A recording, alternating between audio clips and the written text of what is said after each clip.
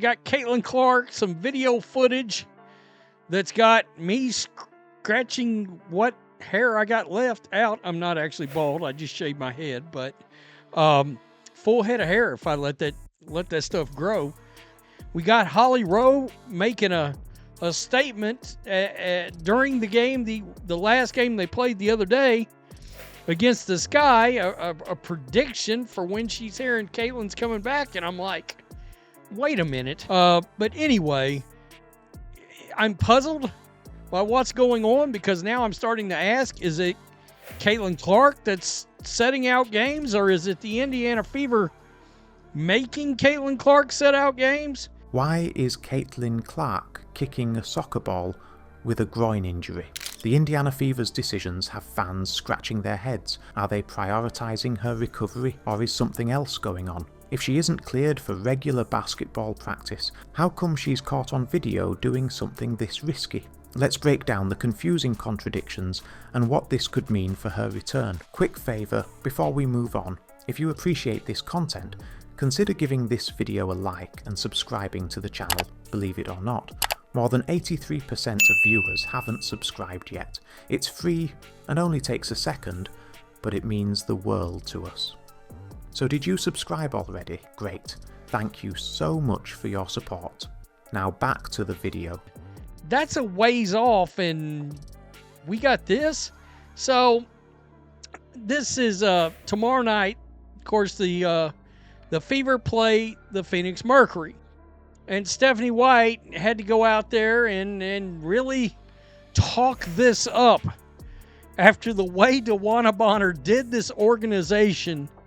Okay, now that's going to be the much anticipated, I assume, for Stephanie White reunion of Alyssa Thomas and DeWanna Bonner. Caitlin Clark's groin injury had fans waiting anxiously for updates ever since the Fever revealed the initial diagnosis. It was described as a moderate strain, painful, yes, but something most players bounce back from in a matter of weeks with proper rest. The timeline looked optimistic at first, with the team emphasising their commitment to a full recovery. Fans were reassured she'd return only when ready. But now, after seeing this bizarre video of her kicking a soccer ball, those same fans are feeling more confused than ever. Here's the thing, groin injuries are notorious for their unpredictability.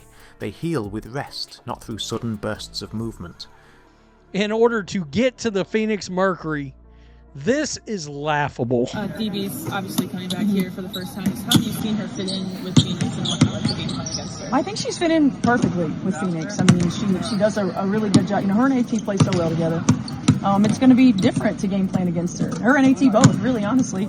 After having been on the sideline with them for a couple of years, it's going to be different to game plan against her. But I'm glad that she's happy, and I'm glad that she's found her spot. And she does a really good job of adding a different dimension with her ability to be that stretch four, to complement, and her and Sasha being able to play on the floor at the same time with AT. You know, she's comfortable there. She's comfortable in that system.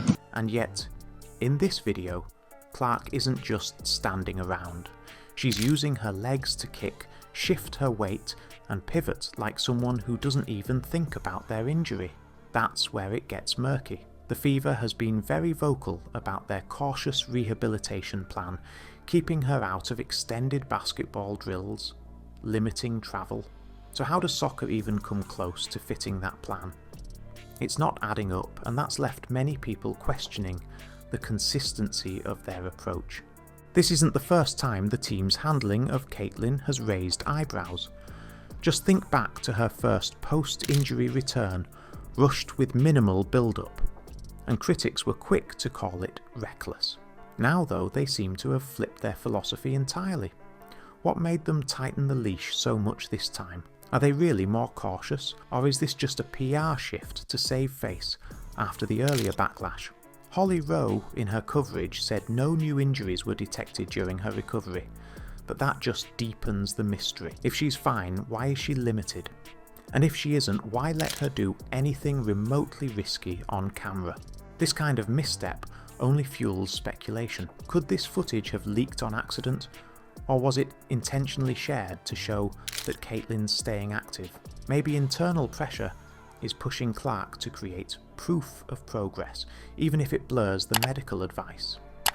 Either way, the Fever is playing a dangerous communication game. If this feels confusing, it's about to get messier when we factor in the drama surrounding Stephanie White. Stephanie White's name popping up again is taking this season's drama to a whole new level, especially now that it involves both her former team, the Indiana Fever, and her new squad, the Phoenix Mercury. If you think this is just another coach switch story, you're missing the bigger picture. White left the Fever to join the Mercury, and while fans initially saw it as a clean break, her recent statements are making that departure feel anything but professional. Add in the upcoming clash between these two teams and the tension practically writes itself. Let's set the stage. White had a solid run with the Fever, but when she jumped to the Mercury, nobody expected her to start throwing shade, or at least that's how some people are taking it. Her recent comments about the Fever's struggles paint a picture of a team trying to fix problems she couldn't solve when she was there. Still kissing the ass of Diana Taurasi, as one take put it, shows the suspicion that White hasn't fully left her past behind. But what about now, with their awkward reunion on the horizon? Former Fever players are returning as Mercury members, and it's hard not to wonder if White's presence is influencing the lineup. The real test comes on game day. Picture this: former teammates trying to stay professional while playing against people they once shared a locker room with. Think there won't be any hesitations or stolen glances? You can bet there will be. White, now on the opposing bench, has to navigate this situation knowing her every move will be scrutinised. Is she favouring her new team too much? Is she losing credibility in the league? It's a lot to unpack, and it all boils down to whether White's actions are signs of something deeper wrong in the Fever organisation. But wait, where does this leave Caitlin Clark? Could her potential return against the Mercury shift the focus entirely back onto the players? Or will the lingering history between these teams be the real headline? Either way, this story is far from over. The Fever's handling of Caitlin Clark isn't just confusing, it could define their entire season. The team says one thing, but when Clark is caught in a head-scratching soccer moment, it throws everything into question. Are they really protecting her health? Or is this about appearances? Fans can't help but wonder, especially with their history of inconsistencies, and with the Mercury reunion stirring up its own drama, the stakes feel higher than ever. So what's the end game here? Let us know. Are the Fever being strategic? Or does this lack of transparency signal deeper issues within the organisation? Stay tuned.